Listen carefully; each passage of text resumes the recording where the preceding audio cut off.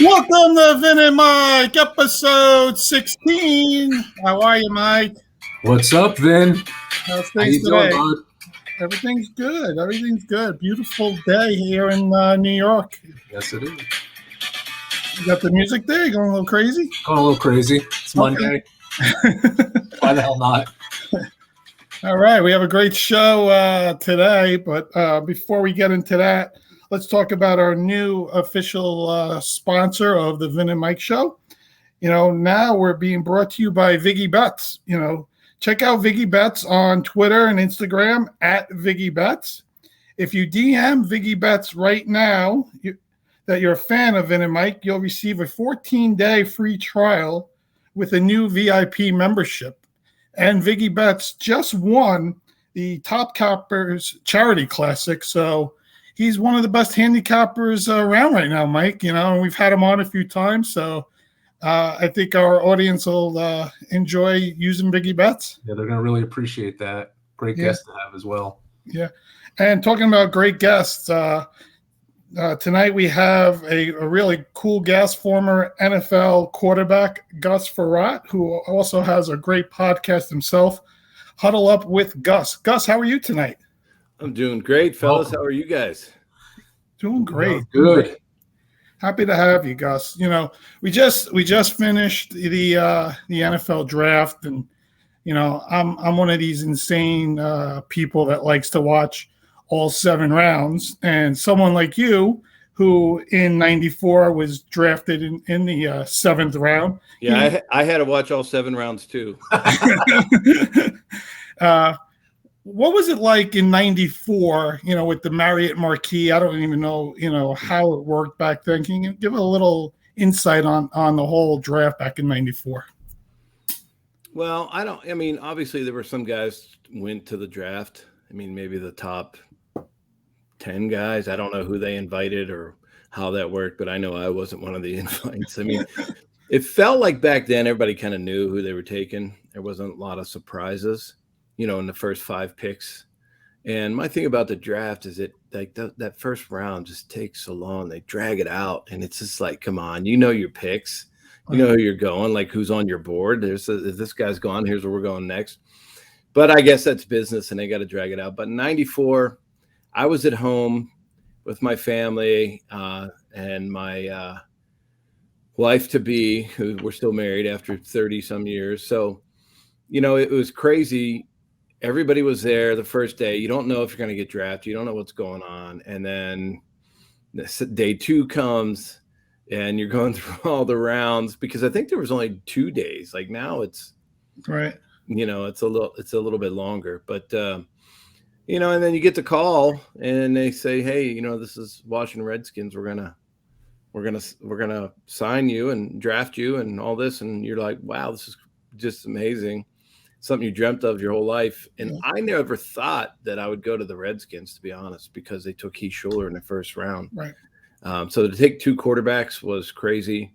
And then how my whole career worked out after that was literally insane. So there was a kid that went to my boy's high school here in Pittsburgh at Pittsburgh Central Catholic, and he was drafted in the 7th round.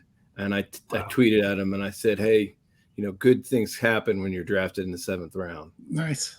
Yeah, that's awesome. You know, and you talk about, you know, Washington, I guess, and it's something they like to do because they did the same thing years later with RG3 and Kirk Cousins.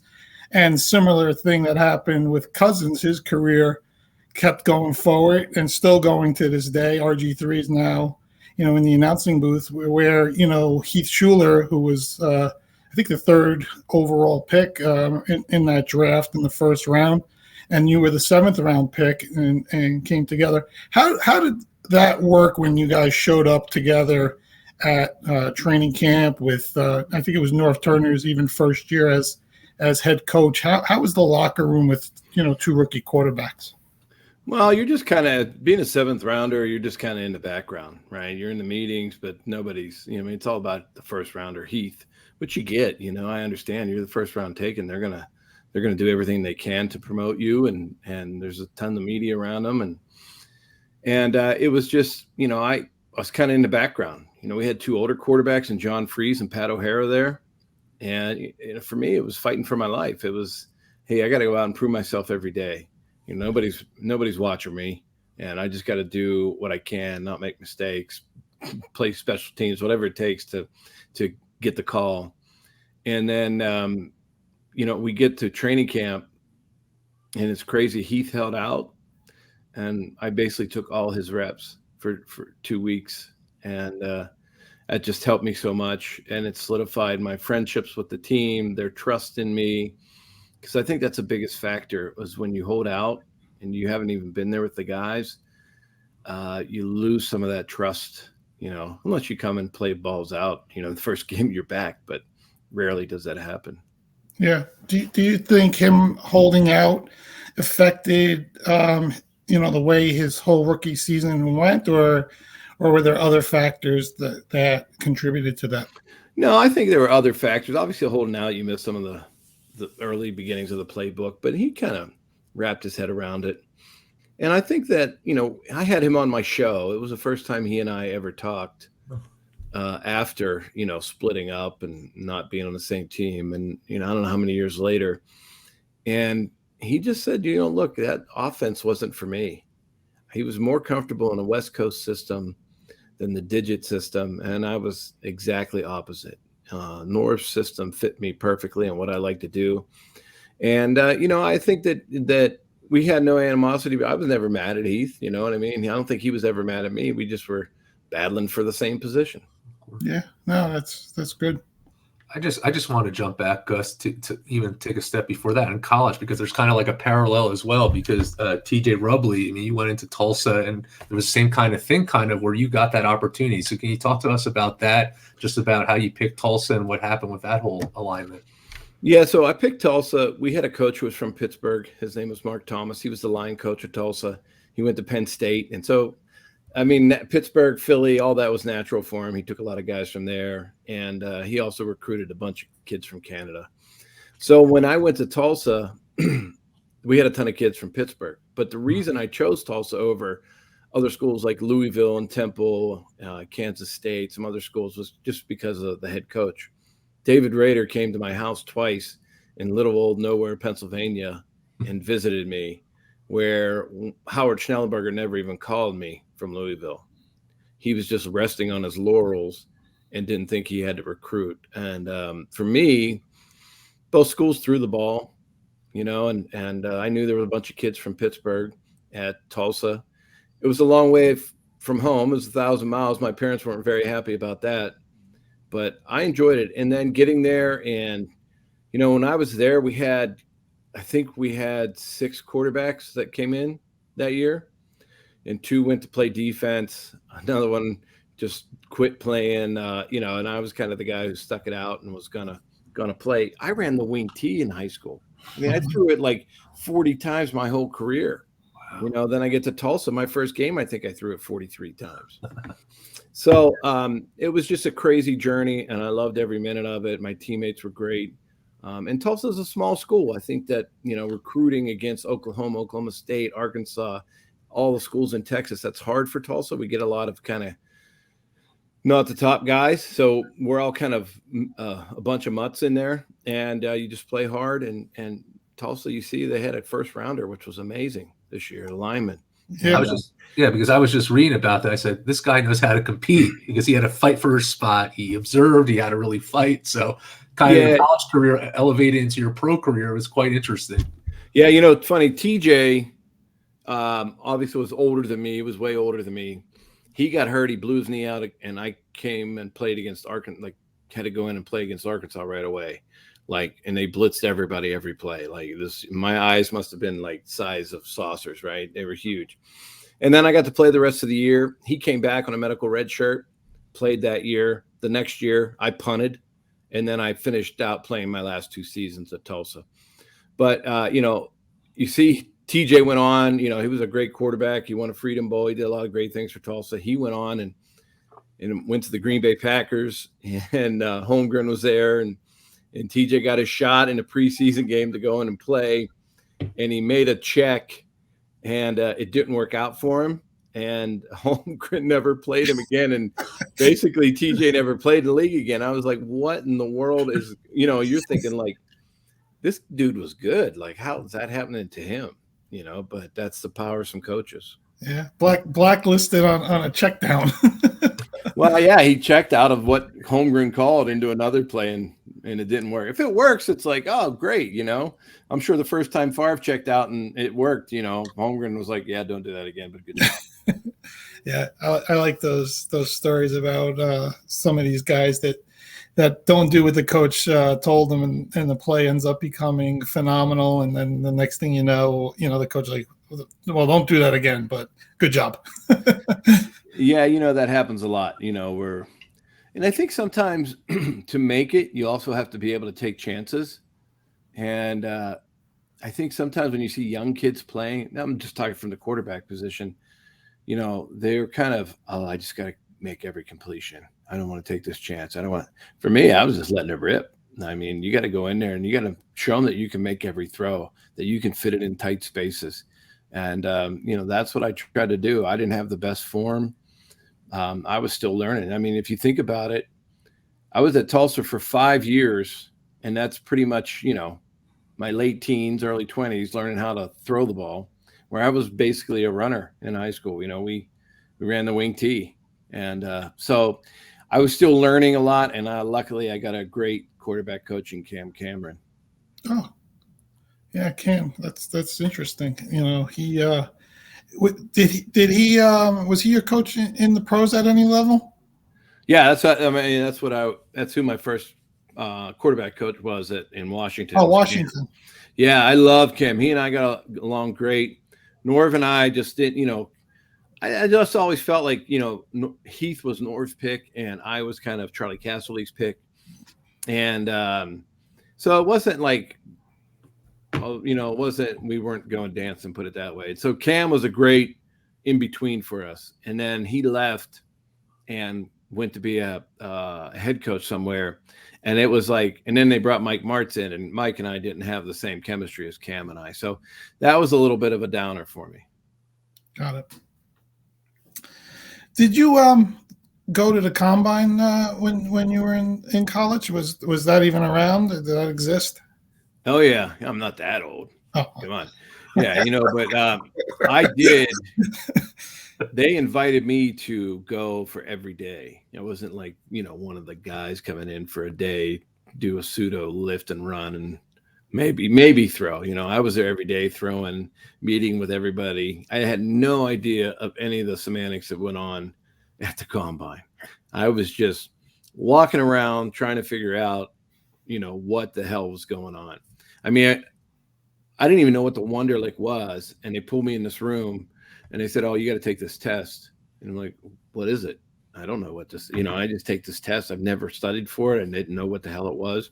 Just sat down and grinded it out and had no idea, there's my buddy Ryan Fitzpatrick, who almost aces this thing. And I'm like, come on, dude, that's ridiculous. That's probably why I picked on him so much. But, the combine was great. I loved it. And I just played in a NFL alumni event over at Firestone for the draft. Yeah. And I saw an old, one of the guys who was at the combine with me, Jim Ballard. So Jim was like a D3 All-American, won a national championship. He played in like 6 different leagues. And that's the first time I've seen him since the combine. He's like, you remember me? I'm like, yeah, I remember you. We threw the hell out of the ball every day, every position. So it's kind of neat when you go back and see those guys who went through the same thing you did. Yeah. So I know you mentioned that you were surprised Washington drafted you. Were there any other teams that spoke to you prior to the draft that you maybe thought that's where you were going?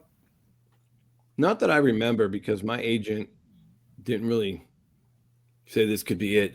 This team really wants you, and I think that's how guys kind of figure that stuff out, is their agents got to do a lot of work. Well, my agent was from Pittsburgh. He was the lineman guy, Ralph Sindrich. And I didn't know if it was going to happen. And he kept telling me, like, if it doesn't happen, it's all right. We'll find, then you can pick your team and go where you want as a free agent, kind of thing. But end up getting drafted, didn't have to worry about it. So. Yeah. Can you talk a little bit about, from Pittsburgh and this year's draft, Kenny Pickett?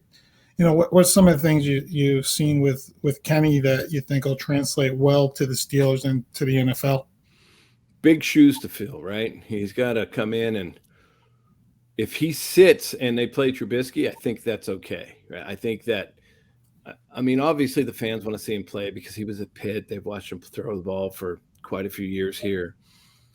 But if he got to sit and kind of take it in, and then that gives him that space from Big Ben, I think that would help him immensely, because if he comes in and has a rough rookie year, throws twice as many picks as touchdowns, the fans here, they're diehards. And they'll forgive him at some point, but not right away. Yeah. So I think that I'd like to see him compete, do really well in preseason and all that. But if Mitch plays and he kind of learns the ropes, but if he plays, he's got to go out. I don't think he has to be great.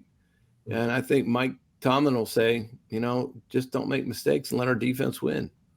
Yeah. It sounds like, like that Bradshaw to Malone kind of transition. And I think, like you said, if Trubisky steps in, that'll definitely take a lot of the heat off him. Well, even if Mitch steps in and doesn't play well, and then they say, okay, we got to play the rookie now, right? Yeah. We've lost 3 in a row or whatever it is. Then the everything's better for him, I think, because if the older guy came in and didn't do well, now they know that I'm just coming in to kind of learn the ropes. Even though the Steelers won't be slowing down at all, their defense will be top in the league again. And they had a really good draft. So it's going to be interesting to see what happens with Kenny. But I like Kenny, because he's also a runner. He's pretty athletic back there. And I've seen him run a bunch in college, way more than I ever did. Yeah, I like his fake slide that changed the rules, at the end of the season. Hey, that's how rules get changed. You got to take advantage of them, right? Gus, speaking of quarterbacks, I was just curious who you looked up to growing up. Who were some of the people that you really wanted to be like when you were growing up? Well, I was a kid. In the 70s growing up, it was Terry Bradshaw all the way, Steelers guy. You kind of knew of all the guys that came out of Pittsburgh, but not, like social. We didn't have social media. The only time you watched football for me was on Sundays. That's the only time, it wasn't like I got to study all these guys. There wasn't any magazines coming out giving you all their stats and all that. Maybe you could find it somewhere, but not in my hometown, right? My thing was driving to the little store, get a pack of cards and some Swedish fish. That's what I loved every day. And, it wasn't about worrying, then you just go on Sunday and watch Steelers play, and that was it. And I always loved Terry, and I got to finally meet him when I was in Washington, and he came in and interviewed me. And obviously I was like, in awe, there I am in the NFL, and there's this guy I've watched forever. And awesome. And he probably just said, who's this kid, basically. But he signed a football for me, which was really cool. Yeah. I always think about Monday Night Football when people ask me, because I'm a Raiders fan from New York, and they're like, well, how do you become a Raiders fan? And I said the only time you got to watch teams outside of New York was Monday Night Football. And the only teams that were on Monday Night Football, it seemed like back in the 70s and 80s, were the Dolphins, the Steelers, the Cowboys, and the Raiders. And I just happened to pick the Raiders, and that's how I became a Raiders fan. I will tell you the other guy that I loved watching all the time when I was a kid, because my dad was one of 15 kids. And so around the holidays, we go to everybody's house. Like, oh, hey, it's Uncle Jim's turn, right? Everybody's going to his house today. And I can just remember going and putting on the games at one of my uncle's house. And I always watched Dan Fouts. Like that dude could wing it, right? He was always making throws, and it was just so much fun to watch that offense. And so he was probably another guy I always looked up to. Yeah, that's good. Also with this year's class, guys dropped, into the third rounds. Well, supposedly dropped. A lot of teams had most guys rated as third, fourth round picks. Was there anyone that you were shocked with that dropped that far that you think, is NFL caliber ready right now? I don't know. I think it kind of all worked its way out where it was supposed to be. I think Malik Willis probably was very, very green to a lot of guys, right? Didn't have a lot of the kind of reps that you need, even though he performed well in the combine and that showed his arm strength and his athleticism, probably not ready to come in. And so there were some teams looking for a guy who could come and start right now. And the other kid that you saw was Ritter from Cincinnati, big kid, probably way more mature. But I just think that where Kenny went and kind of how it played out, I kind of was shocked when Seattle had 2 picks in a row and they didn't take either Malik or the I couldn't believe it. Yeah, I thought for sure they were taking it, but I know. they had other plans. I guess they're going to ride with Drew Lock. Yeah, I guess they're happy with Luck, or they're maybe looking at next year's draft class, which supposedly is going to be a lot better and a lot more first round talent coming out for next year. Well, we'll see. You never know how this goes, and it's different every year, and there's going to be a surprise somewhere in there. I don't know how many quarterbacks were actually taken this year because I didn't watch every round like you did, but I think there were maybe more than 5, right? Yeah. There was some taken later, 7th round, a few. Yeah, the kid from Carolina went, but there's going to be a surprise somewhere in there where somebody's going to get their shot to play, and not in preseason, right? Everybody gets their shot in preseason. I'm talking about regular season. They're going to get a shot and they're going to prove themselves. And that's when it happens for you. These guys, I've watched so many rookies come out, get their shot to play, and just can't get it done. And the game's too fast for them. And it's really fast. I'm talking about these guys. When you saw some of those edge rushers and probably what their 40 times were, it's just ridiculous. Look at that D lineman from Georgia. Yeah. I think he ran like a 4.7, right? Yeah. I mean, and he's like 330 pounds. Yeah. I wasn't running away from that guy. Throw it away. And it's just amazing how these athletes just keep getting bigger, faster, and stronger. Who was the one guy, when you lined up under center that you didn't want to see on the other side of the ball? All of them. Every single one of them I hated. So, but any of them. I remember one time Dana Stubblefield and Bryant Young were both laying on top of me and just laughing in my face. I go, "You guys are just assholes." They're laughing. They're like, "How'd that feel?" And I'm like, "Okay, whatever." But that's just kind of like, you see some good film and highlights of these guys that, they take some shots. I mean, I've had my share of good shots. Michael Strahan, I tell him all the time, the only reason you got into the Giants Ring of Honor is because that hit you put on me against the Redskins. When I was with the Washington, I try to not say Redskins anymore because nobody says it. But, everybody takes your shots and you got to be able to get up. And that's what I always loved about being from Pittsburgh. All the guys that have come before me is there's just a toughness that you don't know where it comes from. But all those defensive players, if they get a shot, man, they are not saying, "Oh, let's just kind of Peyton Manning him and not hit him so hard," or Tom Brady. I mean, they're ripping your head off. Especially when Brady comes back this year. They'll be. Oh my God, that ref's going to have like 3 flags. Anybody gets around him, he'll be he'll be coming out like crazy. So I know in your last year you threw the 99-yard touchdown pass to Bernard Berrien, and I was trying to figure out, I watched the clip real quick and saw Peanut Tillman, move the wrong way or whatever you did to fake him out or whatever the play call was. What exactly were they doing on defense, and what did you see? Well, I mean, I've talked about this play so much. It's just such a fun play for me. Our defense, we're in the Dome in Minnesota. That place is loud. It's intense. We were playing Chicago, right? Rival. So it's even more amped up. Defense holds 4th down, right? It's 4th and goal. They hold them at the half-yard line. And it's like, it's our ball. And Pat and Kevin Williams get up off the bottom of the pile, and they're like, yeah, everybody's crazy excited. And I look at Darrell Bevel, and he goes, "All right, we're going to run 999 F seam." And I'm like, "Wait a second, what?" He goes, yeah, $9.99 FC. It's all go, basically, right? We're in 2x2. Everybody's running a go. So you got 2 tight ends down the seams, or a tight end in the slot, I think we had at that point. And then 2 wideouts, right? They're both running goes. And so I just get in the huddle and I'm like, all right, guys, give me some time. Let's see if we can complete one downfield. And, they're kind of playing zone. They're playing cover 3. They're thinking we're going to run the ball. So they rotate down. And Peanut Tillman, corners are taught in cover 3 to play the middle between the outside and the seam. So our tight end was pretty good, Visante Shanko.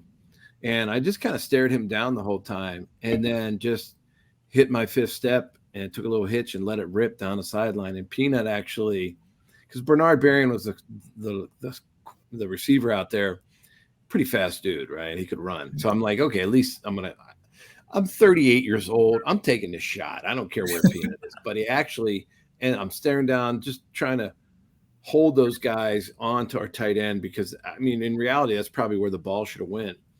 And just let it go. And then when you watch the play, Peanut, when my arm's coming forward, Peanut definitely thinks it's going to the tight end, and he drives in, and then Bernard just takes it. And everything just was perfect, right? It's like everything they teach you on where to throw the ball on a go route, 45 yards, three yards from the sideline, and it's like perfect. Bernard didn't break stride, throw a 99-yard touchdown. The place is going insane. And it was just such a fabulous play. I had a question. One of the fans of the show, he texted me right before. He's like, is it true that Gus played the last game at RFK? And I looked it up, and I guess that is true. And it was against your rivals, the Cowboys. Could you talk to me about the significance of that game, how that felt, the last game being there and being able to? RFK is such a special place, and everybody loved it.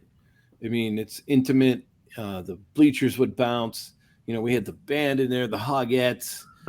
It was just like you go out pregame, and it was just had a feeling like it was in a bad neighborhood, and like it was just so special. So many great games for Washington fans there, and that game, Dallas I think already made the playoffs, so we're playing Dallas. We're starting everybody, so I think Aikman took a snap and Emmitt Smith took a snap, but they basically played everybody else. And we ran the snot out of the ball and, ran a bunch of play action stuff. Norv wanted to win. That's his old team as well. And but just to get to play in the last game at RFK, and then we beat them, and then everybody's throwing stuff out of the stands, and just to know that no other Redskin quarterback's ever going to be able to play here. Like, it's never going to happen again. And then to go play the first game the next year in a new stadium against Arizona was, to win it and, in the fourth quarter, and a big throw to Michael Westbrook. So those two things are really cool, and I'm lucky to be a part of those. That's great. Can you talk a little bit about your infamous play where you decided to headbutt the wall after a touchdown? Well, I didn't do it on purpose. You know what I mean? Everybody thinks like, oh, why would he do that? Like, I don't think anybody's going to do that on purpose, right? So it was just something that we're playing the Giants, who's a huge rival, and we're at home in the new stadium. And Norv and I had a little angst between us, and like he kept saying, "You got to pick it up, you got to do more," and all, which I get, but maybe I felt like it wasn't the right approach. So finally, we ran a little bootleg. I ran it in for a touchdown, throw the ball off the wall, and just went to jump off the wall. And happily, when I jumped, my head went forward and, hit my head and turned around. And my tight end, Jamie Asher's right there, and slaps me in the side of the head. And so I got a stinger in my right. Like if you ever, those guys, you would tackle people in this, your trap would just seize up. And that's kind of what happened. And nobody knew it at the time. They made a lot bigger deal out of it than what it was. If it had been in my left arm, I would have kept playing. And it just happened, and you live through it, and it makes you a stronger person. It humbles you, and it makes you work harder. And if you can't handle adversity, then you shouldn't be playing in the NFL. Absolutely. And after that incident, you ended up with Detroit a little while later. So I'd love to hear about that experience with the Lions. I love the Lions. It was great. I wanted to be there forever. I didn't want to leave. We had a great team. The thing about it, when I went to Detroit, where everybody's excited, they're talking about Barry Sanders. And, I'm like, man, I'm going to get to hand off to this dude. Right before camp, Barry calls and says, I'm retiring. I'm like, oh, man, what are we going to do now? Because basically all offseason was predicated on what Barry wanted to do. It didn't matter what we wanted to do. It was all about Barry, which I get, right? He's the best running back ever. And I think just all of a sudden we just kind of buckled down and our team got closer. I tried to do things to get our team to be tighter. I was always a fan of doing things together as a group because I felt like good teams were made in the locker room. Yeah, you have to have some really good players, but I think that you all have to trust each other, and that starts not only on the field but in other ways. But that team was amazing. We beat the Rams that year in Detroit. That was that was the only loss they had. Greatest show on turf. It was 4th and 28. We complete one of Jermaine Crowell down the sideline, and that kind of shit never happens. And so you complete one, and then the next throw, I just throw one to Johnny Morton coming. He was running like he kind of ran like a dig route, but then came back, and I threw it to the front pylon, and he caught it for a touchdown. But there was still like 1:30 left on the clock, and I'm like, oh man, that's way too much for these dudes. And they ended up stopping. They ended up holding them, and we ended up winning the game. And the best part was I had a bunch of family in town because Pittsburgh and Detroit are not that far apart. So they were all up there, and we went to the steakhouse that my wife and I used to go to. And it was it's called the Rochester Chop House. And I remember going up, and I said, hey, we have a reservation for 10 or something like that. And the hostess was like, oh my God, did you see the game? The Lions won. It was like amazing. I said, no. My wife's just laughing behind me. I said, no, what happened? She's, oh my God, we threw a touchdown to end the game and we beat the Rams. They were so good. And I was like, okay. And we just went and sat down. We were just laughing, because it's like I was in Detroit one year, and that's kind of how it all went. But we ended up winning. We should have won more games, but we ended up playing in the playoffs and losing to Washington. But just an amazing year. Love that year. And you had one of your best seasons there statistically as well. So yeah, for some reason, after the season, the coach Zorn said that, hey, I think you screwed around too much this year, and we're gonna sign Charlie and not you. And I was like, okay, I don't know what else you got to do to prove yourself for being there for 6 months and taking the team to the playoffs, but okay, so it just, I wanted to be there really bad, but they had other decisions to make. So, what after that you ended up going to, what was your next stop after Detroit? Denver, was it?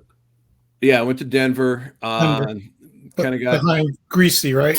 Yeah, so I kind of got recruited a little bit by Kubiak, and loved being in Denver. My family loved Denver. Made some really incredible friends in Denver. We just had an awesome team, right? And there I am competing again. I'm like, always competing. And then Greasy gets hurt. I play a bunch. I'm there 2 years, so I'm excited. And then my second year, we lose to Baltimore in the playoffs. We go to Baltimore. It's a year they won the Super Bowl. They had a really good defense, and I think we lost by 3 points. It was just, we tried everything we could to win, and they were just really good. And they had some luck on their side too. But then after that, I wanted to stay there again, and the coach was like, hey, you got to do what's best for you. And basically it tells me that, if you want to stay, you can stay. If not, you can go. Like, not that important to him. So I'm like, okay, yeah. If you're not wanted somewhere and somebody doesn't really show you they want you, it's like, okay, I don't want, my wife and kids are upset, all their friends. I mean, it was a beautiful place to live. And I'm like, yeah, I hate it here. But, I had some amazing friends like Tommy Nalen, the center, Ed McCaffrey, Rod Smith. Guy after guy that I played with that just were incredible people. And we just had so much fun out there. with all your movement, over the 15-year period, this offseason there was a tremendous amount of quarterback movement for all different players and teams and everything. Anything that shocked you when you saw anything like the Russell Wilson trade or anything that? Nothing really shocks me anymore. I'll tell you what shocks me. I was at Chris Long's golf tournament down in Charlottesville, and Devin McCourty was there. And Devin's been with the Patriots for 13 years. There's not many guys that stay with the same team their whole career. It's very few and far between. Most guys go somewhere. I mean, look at Brady, the greatest quarterback to ever play the game, and he left. Yeah. You know what I mean? Like, they were like, Belichick was like, yeah, we're kind of done with you. So, it's just like, okay, yeah, you should be hanging on to him as long as you possibly can. But just how it is. And when you see guys that can stay in one team and not get pushed out or, don't get to the point where they become a free agent, it's pretty amazing. And, there's not many in the league. Ben did it here his whole career, but there's not. I mean, look at Matt Ryan. He probably thought, I'm going to finish as a Falcon. Now he's at the Colts, and you can go on and on about every quarterback, from what's his name, who played for the Chargers, went to the Colts a couple years ago. Rivers, yeah, Phillip Rivers, and that kind of happens to everybody, and that's never surprising to me when it happens. And all the movement happens because people need quarterbacks, and it's the most demanding position. And I'll never ever understand why you pay a starter all that money, which I get. Like, if I'm the starter, I'm trying to get as much money as I can. You have to. And you pay the backup like nothing. And then the backup comes in and you don't win. And because he's not as good, or he didn't, you're not showing him, obviously you're paying him his value. And it's like, okay, yeah, you got to have two quarterbacks that can absolutely kill it when they go out there. And I just don't know why teams, I guess they just throw in the towel when the backup comes in for the most part. I mean, there are some really good backups out there that can get the job done, but as we know, there's a lot of heat on quarterbacks out there, and they can get hurt at any time. I got to tell you funny. So I'm a big Jets fan, and then that guy Mike White comes in for a week and was like the MVP. And then it was awesome to see. And then all of a sudden, what happened to him? I had his rookie card. My kids and I collect football cards and baseball cards and everything. And through the pandemic, I mean, I always did with my dad. And then through the pandemic, I got him super interested in it. So we were doing it every day because we had nothing else to do. Yeah. I have like 50,000 cards. So we're going through all these things and just, cataloging all of them. And we got some of these guys like Mike White, like really good rookie cards. And we're always like, I can't just be like Patrick Mahomes or somebody, we got to get Mike White, for crying out loud. But it is what it is. Yeah. My brother just got a Reggie White rookie card, and he was wearing number 91 in his rookie card. And I looked it up. He wore 91 his whole rookie season. He didn't move to 92 until his second year. And I think that's the thing I always liked about cards is you see things on a card that you would never know, and then you end up, being able to research it more. I never knew Reggie White wore 91 his rookie season with Philadelphia. Oh, yeah. You go back in the 50s and 60s and some of those old cards, and you read the backs, and especially in baseball, and you read the backs, and you're like, I didn't know this guy did this, or, you don't, and then you read the backs, and you're like, it's very interesting, and then you look it up, but the cards, I mean, obviously it was way different back in the day compared to what it is now. It's more about, it was about your favorite player back then. It wasn't about making money. Right now it's about making money. So I got my favorite player rookie card, so that's all I need. I got a Roberto Clemente rookie, so I'm happy with that. That's great. So, Mike is a huge Jet fan, and, they had probably a phenomenal draft. Like Joe Douglas did a tremendous job. Everyone is celebrating it here in the New York area, like they're going to win the Super Bowl next year. But we know that Zach Wilson needs to, take his game to the next level. Do you see Zach being able to take it to the next level with what you've seen so far? To be honest, I thought it was like a whole culture shock thing with him, right? Mm-hmm. Coming from Utah, going to the Big Apple, that's a big difference, right? I don't care how big your school was, Utah. right? You're going to the Big Apple, and it's just going to a Jets game and the pressure and the media. It's just a whole different story. So I hope he has a better year. I think that he just had a lot of learning, his learning curve was pretty big, and trying to do the right things, also trying to, work with not the top talent. And it seems like the Jets are just kind of always right there.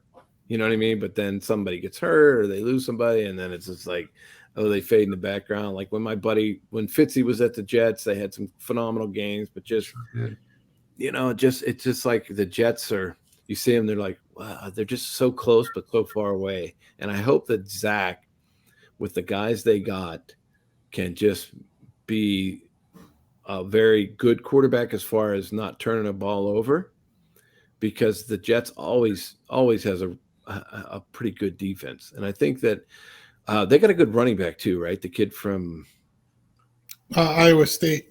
Yeah, that dude is good. Yeah. You know what I mean? He's fast, he's strong, he can catch out of the backfield. So he's going to have some good weapons. So this is going to be the year. It's kind of like the second year. We can kind of forgive stuff for the first year, but second year, that guy in that Jets helmet's going to be screaming his name if he throws a pick. I got to send you a photo. There's guys that went to the draft, a bunch of friends, and each one of them wore Fitzpatrick's jersey for what team he was on. I saw that. I sent it to Ryan. Like saw it on Twitter, and I copied it and I sent it to Ryan. I said, "Check this out. This is so cool." Yeah, I thought that was all these guys, and I said, "Look, that's the size you were when you played." And he's like, "That's just wrong." Yeah, I thought that was pretty cool when I saw that. That was cool. So, Carson Wentz, going to Washington, I thought he was going to be the big next superstar coming out of Philly. Went to Indy, going to Washington, and you played there. All the things that going on. I feel personally when I watch him, and my brother's a huge Eagles fan, so I hear a lot about Eagles and all this stuff, and that it just seems like the mental aspect of the game is taking over for him. Do you think that's a big issue for him, and how do you see him doing in Washington? Well, I thought like if you look at his stats from last year, he was actually pretty good. Like he had good stats, but it's just in those moments that he needs to be great, he's just not. And he's shown that time. And I think that's why he's moved around, right? That he can provide a lot of great things to a team. But when they need him to be like really great in those tight moments and not make a mistake or make the big play, he's struggled a little bit with that. I mean, because he can run the ball. He's big and strong. We've seen him make every throw. That's not a big deal. It's just that mental aspect, like you're saying, that is, he needs to get past that to get over the next step. And hopefully, he had a good coach in Frank. Maybe Frank just said, I'm going to move on and we're going to find somebody else. But, going to Washington, it's going to be interesting to see what they do. And they're going to have a good defense. Hopefully they get Chase Young back. They've always had last few years and, with their coach, they're going to put a good defensive plan together. It's just, can the offense do the right things to stay on the field and make some plays and put some points on the board? You got to score points in the NFL. That's all there is. Who was the kid they had there last year? Like Fitzy got hurt. Then this kid came in and played the quarterback for Washington. Oh, not Simeon. Henke. Yeah. That's right. I'm sure they're going to give him a shot to kind of play again, but you bring Carson in. Carson's kind of going to be the guy that's got to take over that team. And at his point in his career, he's just got to do that. Like he's got to show that presence and walk in there like, yeah, this is my job. Do you see Baker Mayfield going anywhere in a trade as a starter? Or do you think Cleveland's eventually just going to release him? And I don't know. I mean, you watched the draft. Yeah. I watched the draft. Every announcer had about 20 different things to say, like where he was going, who was going to take him, why they going to trade. It was like you heard it all. And I don't know. I know Kevin pretty well, Stefanski, and I don't know what they're going to do with him right now. There's a big paycheck he's going to get. Yeah. And I don't know who wants to swallow that money. right? The only thing that they can do is trade him, and they'll have to take a hit on that salary cap. But it's going to be hard. They paid a guy guaranteed money. He's going to come in and play, but he might not play. You might still get a chance to. So I don't know how Baker's going to handle it. Like if he stays there, if he's going to be humble and just say, I don't care, I'm just going to go out and play and do what I do. Or if he's going to be kind of petty and always have a chip on his shoulder. And you know what I mean? Like he can make it really good or really bad either way. I don't know what's going to happen with him, but I think he's good enough to start somewhere. Was there a team, through your career that wanted you, out of maybe free agency and you decided not to go there? Was there any? Did you ever deal with anything like that?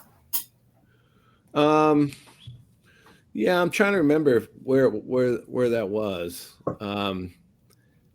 Because when I switched to Marvin Demoff as my agent, he always had a bunch of teams on the, kind of ready to go. And where do you want to go? What do you want to do?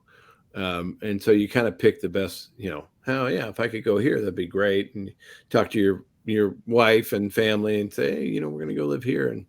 And sometimes it's not that way, but I'm trying to think if there was any that I turned down. And for me, I was rarely ever turning down somebody because you want to play as long as you can. Mike, anything else? I was just curious. You talked about social media before, and when you played, there was no social media. And now you see a lot of these guys on social media who complain about wanting to be traded or just spout out stuff. What are your thoughts on these young quarterbacks and what they do with their social media and how it affects their reputations? Well, I think it's the age we live in, right? They're going to say stuff, and sometimes you don't have a relationship with the head coach or the general manager, and you want to say something, and that's kind of how it is, and when you put it out there, you can't take it back. So just know that, that's one of the things you got to learn about social media, that when it's out there, it's out there. Like you're not pulling it back. Somebody's screenshotting that shit and keeping it forever. Right. So, but that's the age we live in. And so guys can say whatever they want. Right. And sometimes people see it too. Fans see it. You guys see it like, man, this guy played really well. I don't know why the team's not, feeling that or seeing that. And sometimes as a player, you feel the same way. And, you say something to your coach, but they just kind of ignore it. So, if you can put it out there and you get a lot of good response and or somebody else sees it, hey, another team says, hey, this guy's not happy. Maybe we can go get him or whatever. But that's just the age we live in. And so there's good and bad that come with it. And most of the time we just see the bad, that's kind of how the nature of the beast is. Yeah, and I just want to say one thing about Tulsa is that so our fans know that Drew Pearson and Steve Largent did attend Tulsa. So it's it's not like it's the school in the middle of nowhere where no one's ever come out of. Right. Well, I just great Hall of Famers. I don't know if you know who Al Jenkins is. Al Jenkins went to Tulsa. He was a lineman. He was on that 72 Dolphins team that was undefeated. Al went to Tulsa. I just saw him at that alumni event. He played for the Browns. But there's a lot of guys. Howard Twilley was an old name that a lot of people remember. There's been a lot of kids. There's a great linebacker for the Cardinals right now that played at Tulsa. I'm trying to remember his name. But there's been a few guys here and there. We've had a few guys come out here and there. It's just, Barry Minner. I don't know if you remember that name. He played linebacker for the Bears for a long time. So we've had a few guys, and Tulsa's a really good school. It's a small school, but I wouldn't have changed it for anything. Right now, who do you think is the favorite for the Super Bowl right now? Oh God! Well, my favorite is the Chargers. I just love Justin Herbert, watching him play. I mean, as a Raiders fan, you probably wouldn't like to hear that, but that division, it's got to be somebody from that division. Yeah, I mean those four teams are just stacked, right? They're just they're just saying, here it is. We're putting everything in the basket. We're getting every guy we need. We're getting rid of guys we don't want, and we're putting it all in the basket. And and good luck. And I think just the AFC is going to be they're going to be the ones to beat. Like that whole division is going to be crazy. Yeah. I made a joke with Vinny. I said, I think that's why Tom Brady came back, because he's coming back to the NFC that's a lot weaker, so he has a chance to get to the Super Bowl. Oh my God, who's he playing against in his conference? Like Atlanta got a rookie quarterback, New Orleans. I think there's a strategy. I really Davis is coming back. He might throw 40 picks. Yeah. And then in Charlotte, I don't even know who's going to be the quarterback. I mean, are they going to play Sam? Did they take a quarterback? They took Corral from Mississippi. Yeah, so I don't know what's going to happen there, and I hope Christian is healthy all year, but who knows what happens in that division. Yeah, it's the AFC is nuts. I told Mike, I said Zach could come out and throw 35 touchdowns and look phenomenal, and you still might not make the playoffs. Yeah. I mean, look what the Bills went through last year. I mean, that game against the Chiefs was best game I've ever seen. It was amazing. Yeah, just back and forth. You're like, okay, how's Buffalo going to come back from this? And then they score, and then you're like, all right, it's over. Chiefs aren't scoring. And then they score. It's like, it's insane. I'm glad they changed the overtime rule, because I really do think that both teams should have a shot to, 100%. In overtime. Yeah. To make put the time on the clock, let them roll, and then let them have both a shot. So I'm glad they changed that rule. Yeah. It's good that they each at least get one possession to try it, especially playoffs. It's hard to see teams go out like that, especially like you said, in a game like that. That weekend, every game just got better. Like it was like, the first game, it just was unbelievable how every game got better as we went through the weekend. And we learned that you can't count Joe Burrow out no matter how many times he gets sacked. Come back. Right? Yeah. That dude is made of something different. And, when you get sacked 9 times in a game, it's not fun. And I know he got hit a hell of a lot more that game, but to just have that attitude, that perseverance, that grit, it was amazing to watch and a lot of fun to watch. Yeah. And he's another year removed from his knee surgery, so I think he's going to even take it. You watch some of those hits, you're like, ooh, it's like that dude is his knee going to be all right? Because you kept saying it, like every time he got hit, you felt bad for him. Yeah, he's that team is it's very interesting. I think they did a good job fixing the line. They drafted defense and like you said, Burrow and Chase, I think, are just going to take another step this year. Yeah, it's going to be a lot of fun to watch. The whole NFL. I mean, people ask me, who do I root for, because I played for so many teams. And I just we do our fantasy. We have big fantasy every year with our family, which is awesome. And that just kind of lets me watch who my team is and who's getting drafted, who other guys are. And it just keeps you really interested in all the games, rather than some people like you're a Raiders guy, but you probably play fantasy as well. Absolutely. So, you're going to draft a Jets guy probably at some point, and you're going to want to watch the Jets, and for some reason, Mike's going to draft Tua Tagovailoa from the Dolphins, and that's going to be his quarterback this year. Yeah, that's why I really like the Red Zone Network. I put it on. Oh my God, that's all we have on ever. That's it. NFL ADD. 1 o'clock, and then that's it. I hide the remote. Well, yeah, it's like I don't need like 6 TVs anymore, right? Watching everything. You just have to put on all you want to watch are the highlights anyway. Yeah, we used to assign one person the remote back when we had the DirecTV package, where it had all the games, but of course they would go to commercials, so you had to flip. And the one person every week was in charge of the remote. And if they screwed up, they would be the person that had to buy the snacks for like the next week and stuff. Well, I mean, you're always going to screw up because you don't know what's going on in the other games, right? Because if it's not on, and then you're missing a touchdown or a big turnover, and then you flip it over and it's a timeout. And it's just like, what? At least like we're still in commercial. Why are we still in commercial? The Red Zone is just amazing. I mean, just the way the NFL's marketed itself over the last how many years, they just keep coming out with something new. I was telling Vinny, just in Vegas, like the 500,000 people it was just incredible seeing that just in the draft. Well, the NFL took a big step. There's a lot of great things about them. There's a lot of things that I don't like about them. Like, there's guys have problems, guys have issues, guys go out and do things they shouldn't do. But then you see a guy like Calvin Ridley who put a $5 bet on the Falcons, probably unknowingly thinking that I'm not even playing.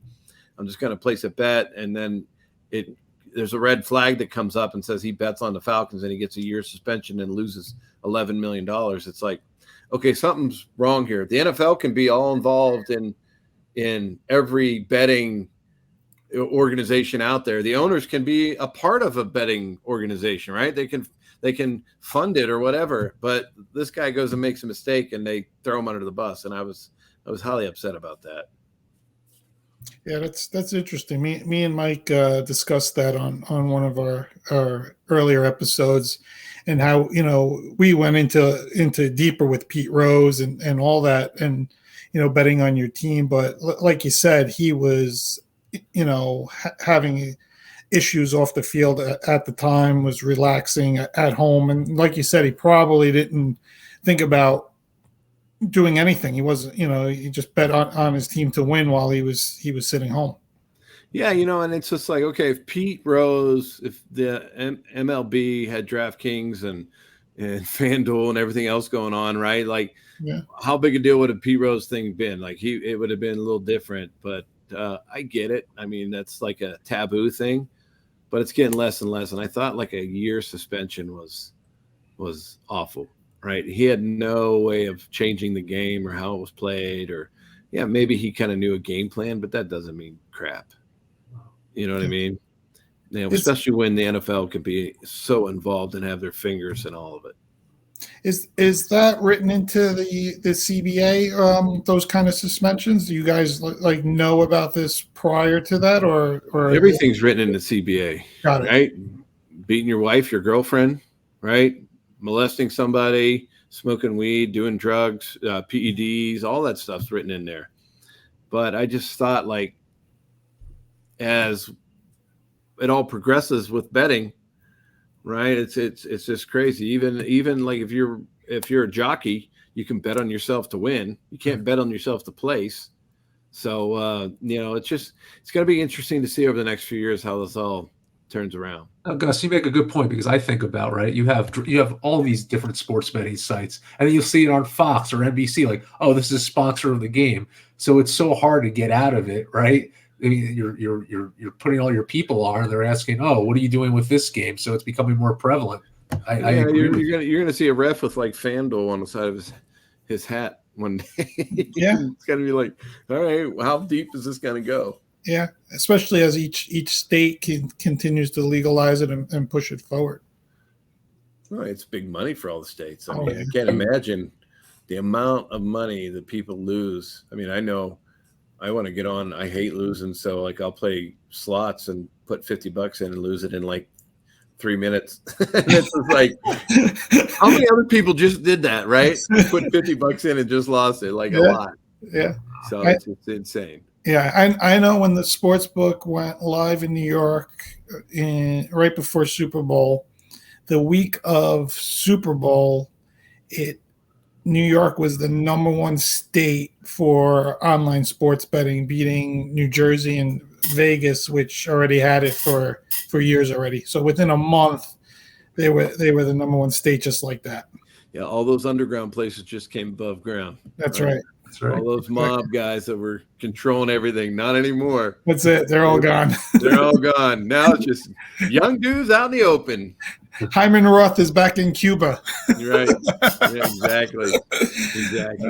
Gus, this has been great. Really appreciate you, making the time for us today. Thank you very much for joining us. Yeah, please let me know. Make sure you tag me and my podcast at Huddle Up with Gus and at Gus Frerotte. I'm on social media, and so I can like it and share it as well. And I appreciate you guys having me on. We appreciate you. Thank you so much, Gus. Nice to meet you. Nice meeting you. Have a great night. You too. Take care. Take care.